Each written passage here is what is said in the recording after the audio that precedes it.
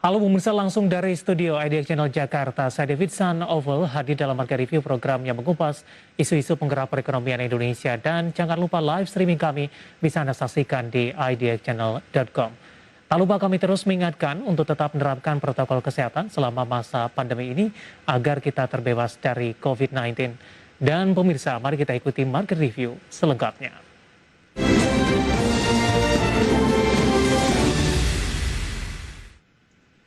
Pemirsa, Presiden Joko Widodo berencana untuk menghentikan ekspor minyak sawit mentah atau CPO dalam bentuk bahan mentah. Presiden berharap Indonesia bisa menghasilkan produk CPO yang memiliki nilai tambah tinggi yang mengkombinasikan pemanfaatan kekayaan alam dengan kearifan dan teknologi yang melestarikan. Sawit juga sama, suatu titik nanti stop yang namanya ekspor CPO. Harus jadi kosmetik, harus jadi mentega, harus jadi biodiesel, dan turunan-turunan lainnya. Dan sekali lagi harus punya keberanian. Jangan sampai kita grogi gara-gara kita digugat di WTO. Demikian sikap dan ketegasan Presiden Joko Widodo saat memberikan arahan dalam program pendidikan singkat angkatan atau PPSA 23 dan pendidikan reguler angkatan atau PPRA 62 dan tahun 2021 Lembaga Ketahanan Nasional Republik Indonesia guna mewujudkan proses hilirisasi semua komoditas di tanah air. Sehingga nantinya Indonesia akan bisa menghasilkan produk-produk yang memiliki nilai tambah tinggi yang mengkombinasikan pemanfaatan kekayaan alam dengan kearifan dan teknologi yang melestarikan. Presiden juga menegaskan bahwa Indonesia tak perlu takut digugat oleh negara lain di World Trade Organization atau WTO apabila nanti menghentikan ekspor minyak kelapa sawit mentah atau CPO dalam bentuk bahan mentah. Sebab prinsip ekonomi berkelanjutan harus terus dijaga dan dipegang teguh, yaitu melalui green economy dan blue economy. Jakarta, Tim Liputan IDX Channel. Ya, pemirsa, di Market Review kali ini kita akan bahas topik yang menarik. Pemerintah berencana stop ekspor CPO. Dan untuk membahasnya sudah tersambung melalui Zoom bersama dengan Bapak Tovan Mahdi, Ketua Bidang Komunikasi Gabungan Pengusaha Kelapa Sawit Indonesia atau disingkat dengan GAPKI. Kita akan langsung sapa saja. Pak Tovan, selamat pagi menjelang siang, apa kabar Pak? Selamat pagi David, Alhamdulillah hari ini baik dan sehat. Apa kabar David? Kabar baik juga Pak Tovan, terima kasih sudah meluangkan waktu di IDX Channel. Topik kita adalah pemerintah berencana stop ekspor CPO, tapi sebelum kita membahas terkait dengan rencana tersebut, Pak Tovan, bagaimana kondisi terkini perkembangan industri kelapa sawit di Indonesia sampai sejauh ini, Pak? Termasuk juga posisi ekspor kita sampai sejauh ini. Ya, terima kasih David. Jadi kalau kita melihat kinerja industri minyak sawit sejak pandemik ya Maret 2020 sampai hari ini, kita semua tentu sangat bergembira karena di tengah situasi ekonomi global yang sulit akibat serangan pandemik, industri minyak sawit masih tetap mampu bertahan. Kemudian posisi harga juga kita bersyukur karena bertahan di kisaran yang relatif tinggi. Dan juga kemudian industri minyak sawit masih tetap bisa menjadi tulang punggung bagi perekonomian nasional, baik dalam konteks penyumbang devisa ekspor terbesar nasional, juga dalam konteks penyerapan tenaga kerja, dan hal-hal lain yang menjadi pendorong peningkatan pertumbuhan ekonomi nasional. Jadi ini kita cukup gembira melihat potret industri sawit kita sampai hari ini. Seperti itu, David. Dengan perkembangan yang menggembirakan tersebut, Pak Tovan, bagaimana dari posisi ekspor kita, Pak? Ya, kalau ekspor minyak sawit kita tahu bahwa jadi begini, kalau di dalam struktur industri minyak sawit nasional ya, jadi saya ambil contoh tahun 2020 ya, tahun 2020 dari total produksi kita sekitar 47 juta ton minyak sawit, ya kan? Itu 34 juta ton memang terserap di pasar ekspor. Jadi memang kalau kita bicara dalam konteks sawit saat ini memang sebagian besar penyerapan itu terjadi di pasar internasional. Karena itu pemerintah sebetulnya juga sudah melakukan berbagai strategi agar keseimbangan antara daya serap di pasar ekspor dengan domestik itu menjadi lebih seimbang, dan itu sudah dilaksanakan dengan melaksanakan program mandatory biofuel yang sekarang sudah mencapai bauran sampai 30%. Dan itu kalau kita lihat data-data statistik yang ada, penyerapan minyak sawit di pasar lokal untuk konsumsi domestik, untuk biodiesel itu mencapai 42% dari total konsumsi total di pasar lokal, seperti itu. Jadi kita memang backbone-nya masih di pasar ekspor, tetapi kita juga mulai meningkatkan daya serap di pasar domestik, seperti itu. Secara keseluruhan Pak Tovan, pasar ekspor kita lebih mendominasi Pak, secara persentase mungkin seperti apa posisinya? Jadi gini, kalau kita melihat data ya, angka-angka statistik ya, saya ambil contoh misalkan data produksi tahun 2020 ya, ini mohon dicatat. Jadi tahun 2020 total produksi minyak sawit, jadi semua ya minyak sawit itu 47,03 juta ton tahun 2020. Kemudian kalau kita melihat dari 47,03 juta ton tadi, berapa yang terserap di pasar ekspor? Yang di pasar ekspor adalah 34 juta ton. Jadi berapa persen itu daya serap ekspornya? 34 juta ton dibagi 47. Jadi itu mungkin sekitar 70% memang produk minyak sawit kita ini terserap di pasar ekspor. Kemudian kalau kita melihat data year to date-nya, kita bandingkan tahun 2021 dengan 2020. Jadi kalau di tahun 2021 year to date sampai dengan Agustus untuk produksi 30,67 juta ton.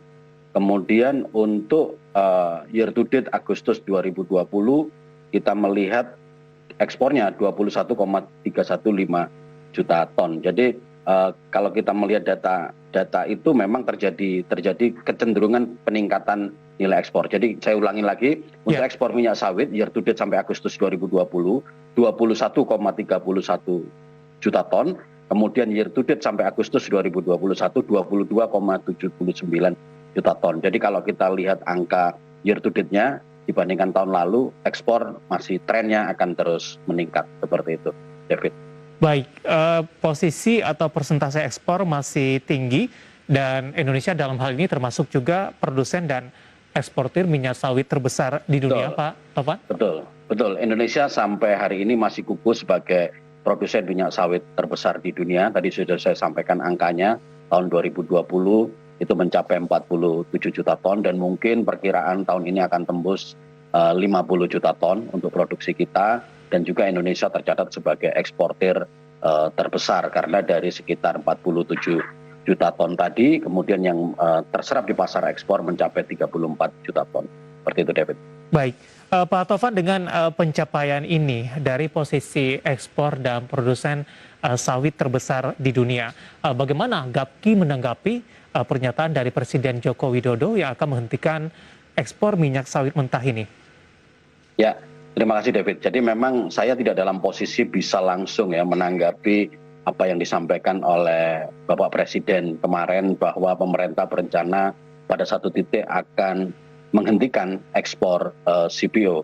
Karena kita harus, jadi kalau kita pelaku usaha tentu kita tidak bisa menganalisa situasi terus kemudian melihat arah kebijakan seperti apa dari apa yang disampaikan oleh Presiden tadi. Karena kita akan menunggu arahan kebijakan teknisnya nanti akan seperti apa. Jadi sebetulnya kalau boleh saya menyampaikan atau menanggapi apa yang disampaikan oleh Presiden saat ini ya, sebetulnya kalau kita melihat data lebih detail dari komposisi ekspor minyak sawit kita, sebetulnya ekspor dalam bentuk mentah atau crude palm oil itu sudah sangat kecil karena sebagian besar atau 61% ya kan dari total ekspor kita, misalkan saya ambil contoh ekspor tahun 2020 yang 34 juta ton, itu ekspor CPO-nya itu hanya 7,17 juta ton. Jadi coba dihitung persentasenya berapa itu. Tapi yang terbesar itu sudah dalam bentuk olahan. Jadi sudah dalam bentuk olahan CPO atau refine. Berapa persen ini yang ekspornya sudah dalam bentuk refine? Jadi turunan satu tingkat dari CPO. Itu sudah mencapai 21,1 juta ton atau 61%. Kemudian kita juga melihat di situ dalam bentuk oleochemical itu sudah 3,87 juta ton. Jadi kalau kita melihat dari data yang ada saat ini pun, sebetulnya dari segi total 34 juta ton produk minyak sawit kita yang kita ekspor, itu 61% sudah dalam bentuk produk turunan, bukan produk mentah. Nah, inilah karena itu kami tidak dalam posisi untuk bisa langsung memberikan pernyataan yang direct merespon apa yang disampaikan oleh Bapak Presiden. Tentu kami kalau dari asosiasi, dari GAPDI, kami ingin beraudiensi dengan pemerintah tentu saja untuk kemudian menggali lebih dalam seperti apa nanti arahan kebijakan terkait dengan pernyataan yang disampaikan oleh Bapak Presiden. Tetapi yang bisa kami sampaikan di sini adalah bahwa data-data di dalam statistik industri sawit Indonesia, sebagian besar atau 61,6% ekspor komoditas minyak sawit itu sudah dalam bentuk olahan, bukan lagi dalam bentuk CPO. Nah, apakah terus kemudian yang disampaikan oleh Bapak Presiden tadi, beliau mempunyai harapan yang tinggi bahwa dalam jangka panjang Indonesia itu mampu mengolah produk-produk minyak sawit ini menjadi barang akhir, jadi end product. Jadi barang akhir. Nah, kalau menjadi barang akhir, menjadi satu end product, ini tentu konteks diskusinya, konteks pembicaranya akan menjadi sangat berbeda karena kita berarti bicara dalam konteks pengembangan industri hilir dan itu adalah playing field yang sama sekali berbeda. Seperti itu, David. Dari penjelasan Anda tadi, Pak Taufan, ini tampaknya sudah berproses begitu ya. Untuk yang mentah, kemudian yang sudah turunan pertama, ini persentasenya sudah lebih besar begitu sampai sejauh ini. Kemudian untuk mengenai industrinya nanti kita akan singgung Pak Taufan, kita akan jeda terlebih dahulu dan proses dari industri endingnya nanti akan seperti apa, prosesnya akan seperti apa, kemudian tahapan-tahapan dan persiapan apa yang harus dilakukan terkait juga dengan kebijakan ini. Kita akan lanjutkan nanti Pak Taufan, kita akan jeda terlebih dahulu dan pemirsa Marga Review akan segera kembali sesaat lagi.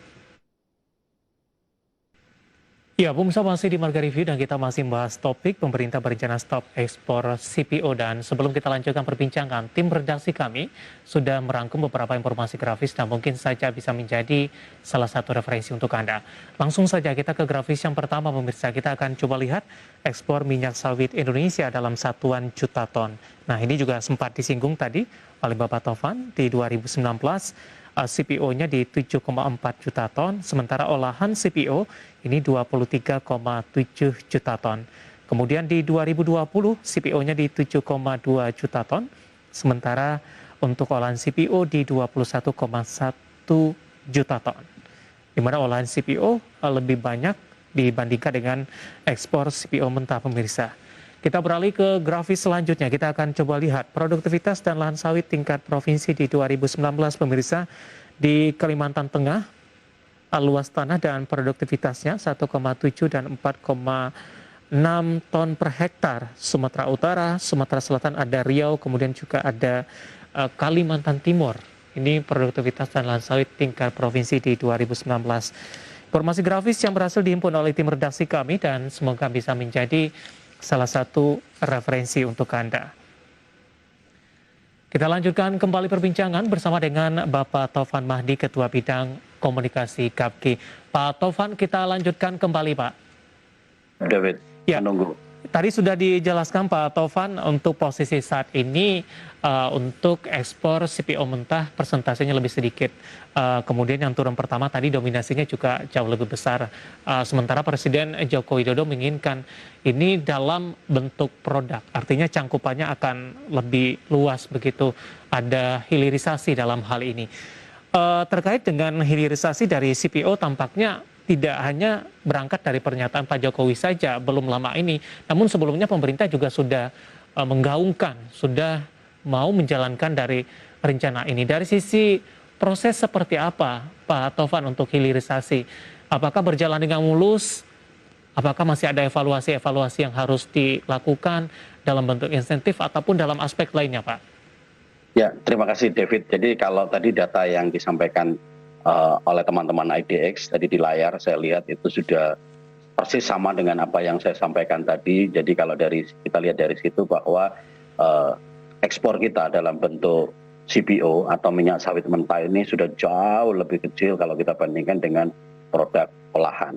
Jadi kalau kita membaca data itu sebetulnya kita sudah bisa menyimpulkan bahwa program hilirisasi sawit, industri sawit ini sudah berjalan dengan sangat baik. Jadi kita tidak lagi backbone kita yang kita ekspor itu sawit dalam bentuk minyak mentah atau dalam bentuk CPO, tetapi sudah refine, jadi sudah dalam bentuk olahan. Nah, cuman saya belum berani untuk memberikan statement langsung ya terkait apa yang disampaikan oleh Presiden, karena pasti ini satu nanti kita akan juga berdiskusi di internal kita di asosiasi, kemudian juga biasanya kita akan melakukan audiensi dengan kementerian terkait, ya kan. Jadi nanti dari situ kemudian kita bisa memberikan masukan, menyampaikan data dan lain sebagainya terkait dengan arah kebijakan pengembangan industri sawit di Indonesia seperti apa. Tetapi kalau saya boleh memprognosisikan ya, jadi memprediksikan apa sih sebetulnya poin yang ingin disampaikan oleh Bapak Presiden. Saya menangkap bahwa Bapak Presiden memiliki harapan yang sangat besar bahwa Indonesia ini nanti tidak melulu menjadi produsen barang-barang mentah atau barang-barang setengah jadi, tetapi juga mampu memproduksi barang-barang yang itu end product, barang-barang yang langsung bisa dikonsumsi oleh masyarakat. Itu memang satu pemikiran yang menurut saya sangat maju dan berdimensi sangat panjang begitu. Tetapi untuk mencapai ke sana tentu kita perlu banyak persiapan dan kesiapan. Tapi poin yang bisa saya lihat di sini adalah bahwa strategi pengembangan industri sawit yang akan didorong oleh pemerintah, kalau di sektor hulu itu pasti adalah memperkuat kemitraan antara perusahaan-perusahaan perkebunan besar sawit dengan perkebunan masyarakat. Karena kita tahu bahwa 43% dari total 16,7 juta hektar kebun sawit yang ada di Indonesia itu dimiliki oleh masyarakat. Kemudian untuk sektor hilir, sepertinya kita juga akan sampai mencapai mampu memproduksi end product, dan kita harus siap bersaing. Ini kalau saya menangkap apa yang disampaikan oleh Bapak Presiden, menangkap bahwa beliau ingin kita itu bisa menghasilkan satu produk, end product, yang itu kemudian bisa bersaing dengan brand-brand internasional atau brand-brand global. Nah, kalau itu memang harapan Bapak Presiden, tentu kita perlu duduk bersama, kemudian berdiskusi, kemudian merumuskan strategi jangka pendek, jangka menengah, dan jangka panjang. Karena itu adalah, seperti saya sampaikan di sesi pertama tadi, bahwa itu adalah playing field yang sama sekali berbeda antara industri hulu dengan industri hilir. Seperti itu, David. Baik, meskipun dalam proses perencanaan dan akan dibicarakan Pak Taufan, kalau kita akan melihat view ke depannya ketika kebijakan ini diberlakukan, sementara kita masih mengandalkan dari sisi ekspor, termasuk yang terbesar di dunia begitu. Bagaimana Anda melihat dampaknya ke depannya akan seperti apa nantinya? Jadi begini, memang komoditas sawit seperti saya jelaskan tadi di atas, bahwa kita ini sangat masih bergantung kepada pasar ekspor. Jadi kalau kita lihat komposisi ekspor CPO ya agak detail saya sampaikan lagi. Tahun 2020 saya ambil contoh, dari total 34 juta ton ekspor minyak sawit itu, yang diekspor dalam bentuk CPO atau minyak sawit mentah itu mencapai 7,17 juta ton. Kemudian sudah dalam bentuk refined CPO itu 21,1 juta ton. Kemudian kita juga ekspor oleokimia itu 3,87 juta ton. Kemudian kita juga ekspor biofuel itu kecil 31 ribu ton. Sisanya itu dalam bentuk palm kernel oil dan olahan palm kernel oil. Jadi itu komposisi ekspor kita. Nah, kemudian kalau kemudian kita melihat dari konsumsi domestik, saya mengambil data 2020 juga. Jadi total konsumsi domestik kita tahun 2020 itu 17,34 juta ton, yang itu di mana sebagian besar atau 49% itu adalah terserap di sektor pangan, 8,4 juta ton. Kemudian yang kedua itu adalah untuk program biodiesel, itu daya serapnya mencapai 7,26 juta ton atau 42%. Dan terakhir untuk oleochemical di pasar domestik itu 1,69 juta ton atau 9%. Jadi kalau kita melihat profil dari komposisi ekspor maupun daya serap domestik di situ, sebagian besar memang kita mengandalkan di pasar ekspor, tetapi bahwa pasar ekspor yang produk yang kita ekspor itu sudah bukan dalam bentuk CPO sebagian besar, tapi sudah dalam bentuk olahan. Nah, kemudian kalau saya boleh menjawab terkait dalam konteks bagaimana strategi pengembangan hilir. Jadi ada beberapa poin, saya sudah berdiskusi dengan beberapa teman di asosiasi juga, bahwa seharusnya strategi pengembangan sektor hilir minyak sawit itu harus dilakukan dengan skema insentif dan disinsentif. Jadi tidak dengan sebuah regulasi yang itu kita khawatirkan akan mendistorsi pasar. Karena ini kan sebetulnya kalau kita bermain di sektor komoditas, semuanya itu kembali kepada hukum ekonomi, supply and demand. Iya. Jadi kalau demand-nya tinggi, terus kemudian bagaimana supply-nya dan lain sebagainya, itu nanti yang akan mempengaruhi harga. Karena market itu pasti akan mencari jalannya sendiri, begitu. Jadi kita khawatir bahwa ketika pasar itu kemudian drive dengan satu regulasi, itu nanti akan terjadi distorsi. Kemudian yang kedua, hilirisasi itu juga harus disesuaikan dengan kebutuhan pasar. Jadi permintaan pasarnya itu di mana. Kita tidak tahu apakah kalau misalkan sekarang komposisi ekspor kita sebagian besar sudah dalam bentuk refined product ya, selain memang ada insentif yang lebih bagus agar pelaku usaha sawit ini masuk ke sektor hilir, ini juga karena demand-nya juga cukup tinggi di pasar ekspor. Seperti itu. Jadi hilirisasi itu strategi kedepannya dalam jangka panjang harus disesuaikan juga dengan kebutuhan pasar. Terus kemudian poin ketiga yang ingin saya sampaikan di sini, hilirisasi juga harus selektif dengan menekankan pada aspek keunggulan yang kita miliki. Dan ingat, seperti sekali lagi saya sampaikan bahwa ini adalah medan pertempuran yang sama sekali berbeda. Kita harus melihat apa keunggulan komparatif kita. Yeah.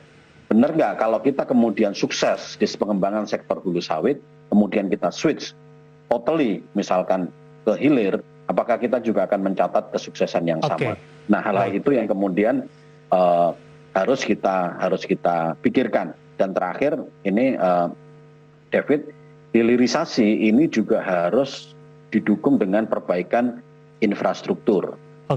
Serta harus ada sumber daya manusia yang handal. Karena apa? Karena target kita nanti ke depan kita melawan brand-brand global yang itu sudah ratusan tahun menguasai pasar di produk-produk konsumsi akhir. Pak Tovan, tampaknya ini persiapan harus dilakukan secara matang dan proses kebijakan ini peralihan juga harus berlangsung smooth sehingga juga prosesnya tidak merugikan terutama kita sebagai ekspor sawit Indonesia. Kesiapan dari kedua pihak atau mungkin kedua sisi ini dalam hal ini. Kita masih punya satu segmen lagi Pak Tovan, kita akan jeda kembali terlebih dahulu dan pemirsa tetap bersama kami. Marga Rivi akan segera kembali sesaat lagi. Ya.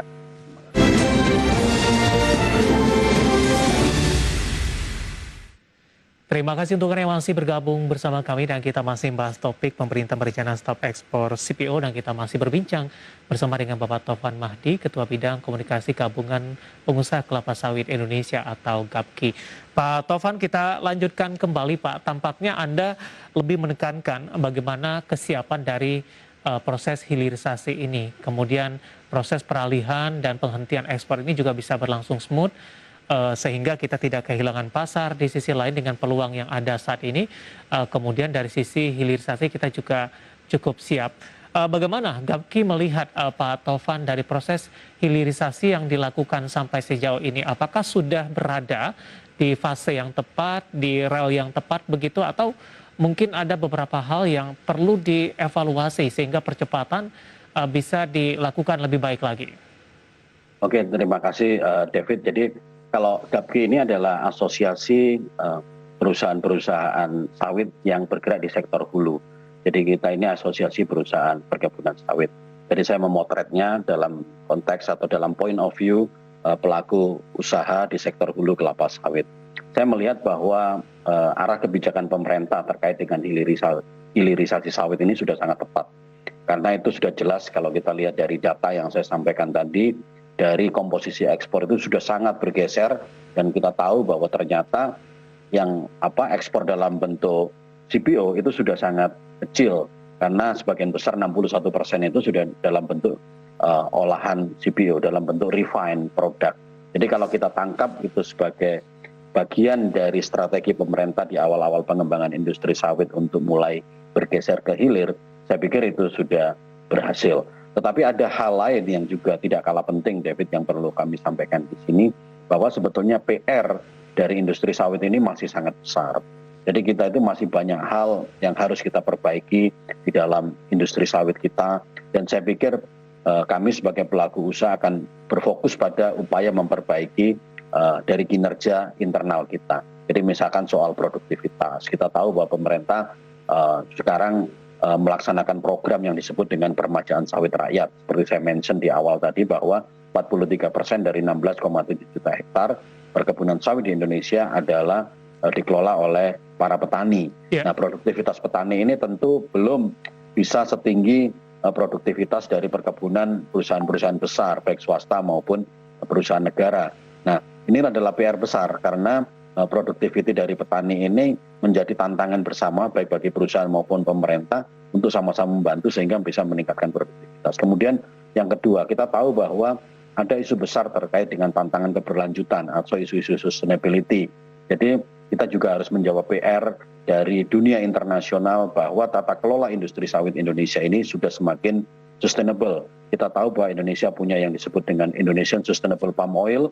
Jadi kita akan tunjukkan kepada dunia bahwa perkebunan kelapa sawit Indonesia itu sudah ISPO certified, dan karena itu dunia harus percaya bahwa tata kelola perkebunan sawit kita juga sudah berkelanjutan. Kemudian yang ketiga, kita tahu pemerintah sudah melaksanakan program mandatory biodiesel. Saya pikir ini program yang sangat baik juga karena di satu sisi mampu menghemat devisa negara karena tidak lagi terlalu banyak impor minyak bumi, dan di sisi yang lain ini juga akan menjaga stabilitas harga minyak sawit di pasar internasional. Karena apa? Karena daya serap domestiknya ini menjadi bertambah sehingga minyak sawit ini tidak semata-mata bergantung kepada pasar ekspor, dan itu sudah berhasil dilakukan. Dan seperti tadi di sesi kedua juga sudah saya sampaikan, kalau kita melihat atau mempotret secara detail konsumsi domestik ya untuk produk minyak sawit di tahun 2020 dari total 17,34